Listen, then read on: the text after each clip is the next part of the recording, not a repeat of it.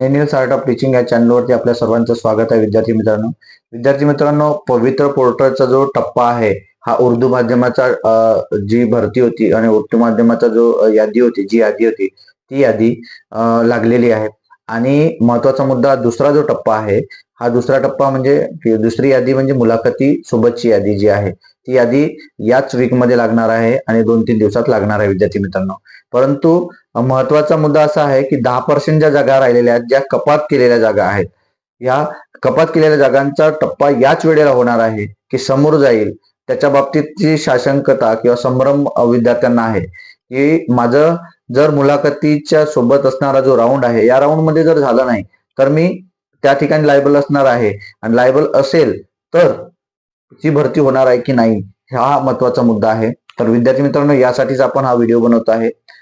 त्याबद्दलच्या काय चर्चा आहेत किंवा त्याबद्दलची माहिती काय आहे हे अपडेट राहण्यासाठी आपण या माझ्या चॅनलला आपण सबस्क्राईब करा आणि हा व्हिडिओ संपूर्ण बघा. विद्यार्थी मित्रांनो, मंत्रालयीन बैठकीच्या मुद्द्यानुसार म्हणजे पडळकर जे आहेत आपले, त्या पडळकरांनी सोलापूरच्या ज्या जागा होत्या, सोलापूरच्या जो जिल्हा परिषद आहे त्यातून रोस्टर संदर्भातील किंवा बिंदू नामावलीच्या विषयातून संपूर्ण जी भरती होती आता पवित्र पोर्टलच्या माध्यमातून आलेली, ही जी भरती आहे ही भरती 80% जागांवरती केली जात होती.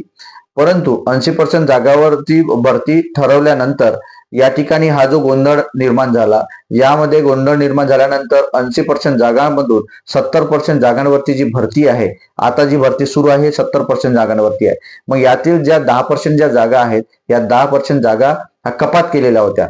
जर बिंदू नामावलीमध्ये काही गडबड असेल किंवा बिंदू नामावलीमध्ये दुरुस्ती करून मागासवर्गीयांना जागा देण्याच्या संदर्भातील ही जी काही ह्या ज्या जागा आहेत 10% ह्या ठेवलेल्या होत्या. कारण यांचा सर्वांचा मुद्दा असा आहे की ज्या जागा आहेत ह्या जागा सर्वसामान्याच्या म्हणजे विद्यार्थी आहेत, म्हणजे मागासवर्गीय विद्यार्थी या सर्व विद्यार्थ्यांना मिळाल्या पाहिजे. म्हणजे आणि ह्या ज्या ज्या जागा आहेत ह्या जागा 10% ज्या जागा आहेत ह्या संपूर्ण विद्यार्थ्यांना मिळाव्या, म्हणजे सर्व कॅटेगरीच्या विद्यार्थ्यांना मिळणार आहे. मग मुलाखतीच्या राऊंडमध्ये जे विद्यार्थी सुटलेले आहेत, मुलाखतीच्या राऊंडमध्ये जे विद्यार्थी पात्र ठरणार नाही आहेत, त्या आतापर्यंतच्या भरतीतून जे बाहेर गेलेले विद्यार्थी आहेत, या सर्व विद्यार्थ्यांना याचा फायदा होणार आहे. विद्यार्थी मित्रांनो, या सर्वांनाच फायदा होणार आहे आणि त्याकरिताच हा म्हणजे 10% जागाचा मुद्दा आहे. पण हा होणार आहे की नाही हे एक संभ्रम आहे. याच्याबद्दलची मागणी जी आहे ही मागणी आपण सर्वजण करणार आहोत. आणि त्यात महत्वाचा मुद्दा असा आहे की त्यामध्ये 70% मधल्या ज्या म्हणजे 80% मधल्या 70% ज्या जागा आहेत त्या जागांवरची जी भरती आहे ती सुरू आहे. आणि टोटल 10% ज्या कपात केलेल्या जागा आहेत या कपात केलेल्या जागांची भरती होणार आहे की नाही ते पाहू आपण. पण या शालेय रोस्टरच्या संदर्भात मुख्यमंत्री आपलं काय केसरकर जे आहेत, हे केसरकर म्हणजे शिक्षण मंत्री सोबत सूरज मांढरे सर आयुक्त आणि इतर जिल्हा परिषदेचे जे प्राथमिकचे आणि माध्यमिकचे जे काही शिक्षण अधिकारी आहे यांच्या मीटिंगद्वारा VC द्वारा या सर्व गोष्टी ठरवण्यात येणार आहेत.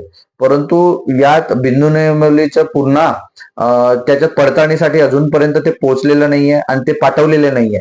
त्याच्यामुळे आणि येणारे जे विधानसभेची निवडणूक आहे याचा विचार जर आपण करतो म्हटलं तर भरतीचा जो दुसरा टप्पा आहे 10% कपातीचा, यात संभ्रम आहे, होईल की नाही शासनावरच डिपेंड आहे. पण जे विद्यार्थी बाकी राहिलेले आहेत त्या सर्वांना सांगू इच्छितो की आपण एकजूट राहून जर यांच्या मागे लागून जर आपल्याला काम करायचं असेल तर विधानसभेच्या निवडणुकीपूर्वीच ही भरती करून घ्यायची आहे. आणि त्यासाठी लवकरात लवकर रोस्टर तयार करणं किंवा बिंदू नामावली तयार करणं यासाठी आपल्याला काम करणे आहे. आणि विद्यार्थी मित्रांनो, आपण सर्व एकत्र आहोत याचा सुद्धा आपल्याला विचार करायचा आहे. आणि अडचणी कोणत्या जर आपण विचार करतो म्हटलं तर अडचणी काय, तर अडचणी ह्याच आहे की विधानसभेची निवडणूक एक कारण असू शकतं आणि या जर 10% कपातीच्या ज्या जागा आहे याच वेळेला जर भरल्या नाही तर आपण जे आता दुसरे टेट मधून जे विद्यार्थी पास झालेले आहेत, ज्यांनी दुसरी टेट दिलेली आहे, या टेटच्या विद्यार्थ्यांना त्याचा फायदा होईल जर दुसरा टप्पा घेतला तर 10% साठी.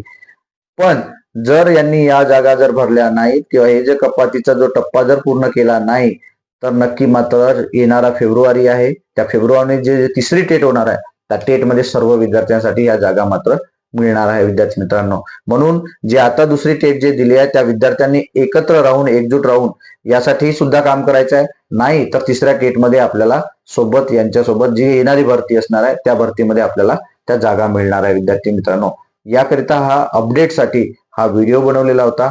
म्हणून आपण जे विद्यार्थी आता लागलेले आहेत, म्हणजे जे विद्यार्थी या निवड यादीमध्ये लागलेले नाहीत, यांनी सर्वांनी एकत्र येऊन आपण विविध संघटनातून जे केसरकर आहे शिक्षण मंत्री यांना निवेदन देणं, सुरज मांढरे सर आहे यांना निवेदन देणं, या सर्व गोष्टी आपण मागे लागून या सर्व गोष्टी करून घेणं आहे निवडणुकीपूर्वी, तरच आपला फायदा आहे. अन्यथा आपण तिसऱ्या टेटसाठी आपल्याला तयारी करावी लागेल, पुन्हा आपल्याला अभ्यास करावा लागेल. विद्यार्थी मित्रांनो, हे आपल्याला अपडेट कसं वाटलं हे मला कमेंट बॉक्समध्ये कळवा आणि माझ्या या चॅनलला सबस्क्राईब करा. धन्यवाद.